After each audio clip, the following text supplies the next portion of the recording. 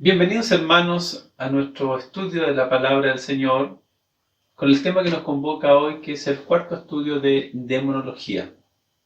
Como siempre hago un resumen para los hermanos que no lo han podido ver completo o aquellos que se interesan en verlo. En la primera parte estuvimos hablando de la guerra que hubo en el cielo.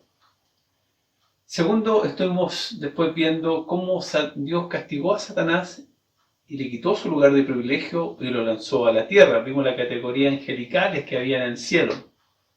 Después entramos en el tercer estudio, donde nos dimos cuenta que Dios había hecho una creación especial a nosotros, a su imagen y semejanza, y esto provocó otra guerra en la tierra entre Satanás y los hombres.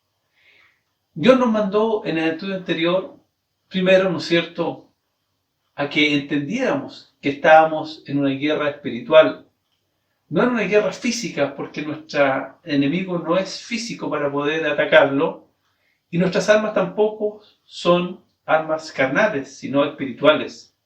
Nos dijo el Señor de que teníamos que nosotros tener una actitud de derribar fortalezas, argumentos, que son implantados por Satanás para poder destruir la raza humana y la obra de Dios. Y como en todo mandato también nos dio misiones que hacer. Pero si nosotros vamos a una guerra sin armas, sería ir a un suicidio. Por muchas ganas que tengamos, interés de defender algo, si no tenemos armas, entonces nada podríamos hacer. El estudio de hoy va a tratar de eso, de las armas espirituales que tiene que tener el cristiano. La palabra del Señor nos dice de que nuestras armas, en primer lugar, son espirituales. Es un concepto que tenemos que tener, porque nuestra lucha no es contra carne ni sangre. Nosotros, como soldados de Jesucristo, y como todo soldado, debe prepararse para la guerra. Si usted lee en 1 Timoteo capítulo 1, versículo 18, es un mandamiento. Dice: este mandamiento, hijo Timoteo, te encargo, para que conforme a las profecías pasadas acerca de ti, milites por ellas la buena milicia. Es decir, que se transforme él, como un mandamiento de Dios, en un soldado de Jesucristo.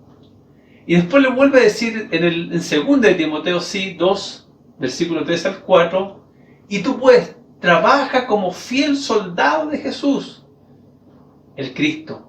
Y le da un consejo: ninguno que milita se enreda en los negocios de esta vida para agradar a aquel que lo tomó por soldado. Es decir, Dios fue quien nos reclutó como soldados de Jesucristo. Y nos dice que, como en todo ejército, hay normas y reglas que seguir.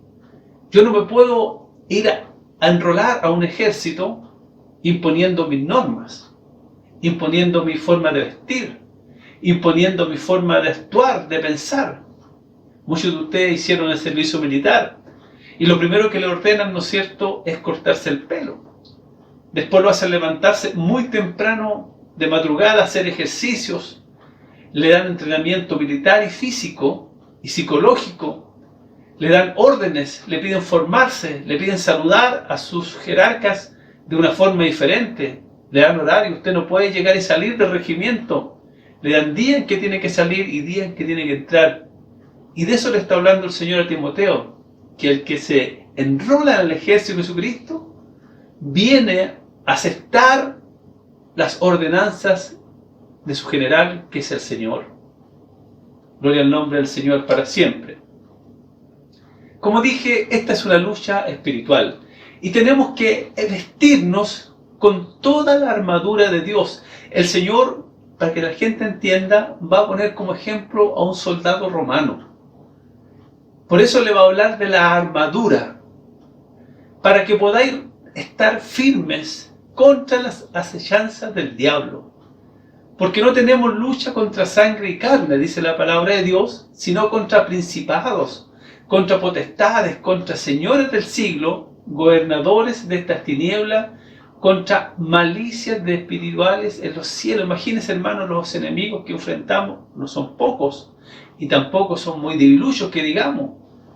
sino que ellos tienen, hermano, poder, pero por eso Dios nos manda a nosotros que nos vistamos con toda la armadura de Dios. Y dice el Señor en Efesios 6, 13 al 17, por tanto, tomad toda la armadura de Dios, para que podáis resistir el día malo y estar firmes, acabado todas las obras. Y el Señor nos va a describir cómo es esta armadura.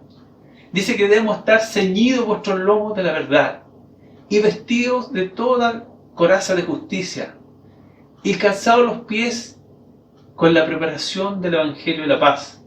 Sobre todo tomando el escudo de la fe con que podáis apagar los dardos de fuego del maligno, y tomar el yelmo de la salud y la espada del Espíritu, que es la palabra de Dios. Dios entonces, hermano, nos da armas espirituales. Primero nos dice que nos da una coraza de justicia. La coraza de justicia, hermano, porque recuerde que nosotros, cuando venimos al Señor, fuimos justificados por el Señor. Eso es nuestra protección, que nos cubre, hermano, la justicia de Dios, la justicia como Cristo nos justificó en la cruz, haciéndose Él pecador por nosotros, Él ocupando nuestro lugar, Él pagó nuestro precio. Decía también la palabra de Dios que debemos tener, ¿no es cierto?, el escudo de la fe. Está haciendo un símil de un romano que tiene un escudo. Todos conocemos los escudos. Generalmente los escudos tenían dibujado, ¿no es cierto?, el emblema de su señor. Si era un lobo. Si era un león. Y con esa palabra, con ese escudo, podían atacar, ¿no es cierto?, a su enemigo, pero también defenderse. ¿De qué dice? De los dardos de fuego del maligno, es decir, de las flechas ardientes que les tiraban de las torres. Ellos podían cubrirse y no ser atravesados. El casco de la salvación, para protegerse de la cabeza, las orejas. Han hecho un montón de cascos de hierro, ¿no es cierto?, de madera, de tantos, pero todos tenían el mismo fin, de que las partes vitales como el cuello, ¿no es cierto?, como la cabeza, no fueran heridos en una batalla. Y también dice aquí el cinturón de la verdad, el cinto, el que amarraba toda esta, para que no se te cayera toda la coraza, tenías que tener un cinto que es la verdad, porque un cristiano siempre tiene que andar con la verdad, porque si no, todos sus testimonios se le caen en pedazos. Y dice aquí algo, hermano, calzado con el apresto del Evangelio. Mire qué importante. Los calzados que usaban antes los soldados no son los que usan hoy día, ¿no es cierto? Hoy día hay zapatos que son a prueba de agua, a prueba de electricidad, también son algunos hoy en día. Pero en ese tiempo usaban unas sandalias. Y con esas tenían que tener, hermano, tanta durabilidad que podían soportar una batalla. También, hermano, el Señor nos manda a tomar lo más importante, nuestra arma de frentón, nuestra arma de fuerza, que es la espada del Espíritu. ¿Y cuál es la espada del Espíritu? La palabra de Dios. ¿Y por qué la toma como una espada? Porque así dice la palabra del Señor. Dice que la palabra de Dios es como una espada que penetra la carne, penetra los huesos, las coyunturas, el alma, y discierne los pensamientos del corazón. Gloria al nombre del Señor. Los romanos inventaron una espada muy buena que les sirvió para ganar casi todas las batallas. Ellos entendieron, hermanos, que no necesitaban una tremenda espada, porque los hombres se cansaban, eran muy pesadas. Tampoco entendieron que la espada tenía que tener un puro filo, porque dependiendo de dónde lo atacaban, tenían que tener dos filos. Los romanos inventaron una espada corta, pero con dos filos, doble filo. Y así dice la palabra del Señor, que su palabra es una espada de doble filo, fácil de maniobrar. Pero si, como todo soldado, si no le enseñaban a usar la espada, no podía usarla, por muy buena que sea la espada. Por eso hay estudios bíblicos en la iglesia, estudios como estos, para enseñarle a usted a usar la espada. Hay devocionales, hay clases de Dorcas donde se le enseña la palabra de Dios a las hermanas, porque en esta guerra nadie sobra, sino todos, hermanos, de los niños hasta los adultos, son necesarios, como en toda guerra. Gloria al nombre del Señor. La palabra del Espíritu. Esa es la palabra de Dios. Pero hermanos, hemos dicho que vamos con armas, hemos dicho que vamos acorazados, que llevamos un uniforme, pero no vamos solos. Vamos con un varón de guerra. En el Salmo 24, del versículo 8 al 10 dice: el Señor varón de guerra, el Señor es su nombre. Josué, en el capítulo 5, de 13 al 15, dice que ve algo. Y estando Josué cerca de Jericó, alzó sus ojos y vio un varón que estaba delante de él, el cual tenía, escuche, mire, una espada desnuda en su mano. Y Josué, yéndose hacia él, le dijo: ¿eres de los nuestros o de nuestros enemigos? Y él respondió: no, mas yo soy el príncipe del ejército del Señor, que ahora había venido a ayudarte. Gloria al nombre del Señor para siempre. ¿Quién es este Rey de Gloria? El Señor, el fuerte, el valiente, el Señor valiente en batalla. Oh, alzad vuestras puertas, alzad vuestras cabezas, alzad vosotros puertas eternas, y entrará el Rey de Gloria. ¿Quién es el Rey de Gloria? Dice el Salmo 24, pregunta: el Señor de los ejércitos, Él es el Rey de Gloria. ¿Sabía usted que en la Escritura, hermanos, encontramos más de 100 versículos donde se llama Señor de los ejércitos o Dios de los ejércitos? 100 versículos. Entonces siempre el Señor, hermano, le quiere dejar claro al hombre que Él no está solo. En esta guerra nos dejó armas. En esta guerra, ¿no es cierto?, nos dejó corazas. Pero también el Señor dice que Él está a nosotros, a nuestro lado, luchando a favor nuestro como un varón de guerra, como el Señor de los ejércitos, como el Dios de los ejércitos. Y eso confirma lo que dice en Romanos 8, versículo 31. Si Dios es con nosotros, ¿quién será contra nosotros?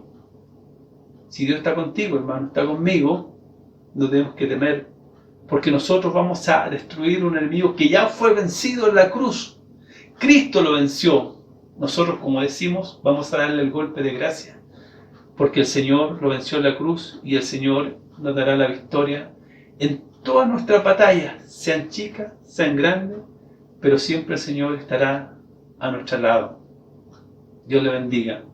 Ese ha sido el estudio de la palabra del Señor de hoy día, donde Dios nos enseña entonces que somos soldados de Jesucristo. Aquí no hay reservistas. Aquí nadie está en la casa esperando que lo llamen. No, todos fuimos llamados a batallar con nuestras habilidades, unos mejores que otros, pero todos en el campo de batalla, porque el Señor pelea con nosotros y pelea a favor de nosotros, y el Señor está con nosotros. Y si Dios es por nosotros, ¿quién podrá ser contra nosotros? Nadie, hermano. Así que sin temor, peleemos esta buena batalla de la fe.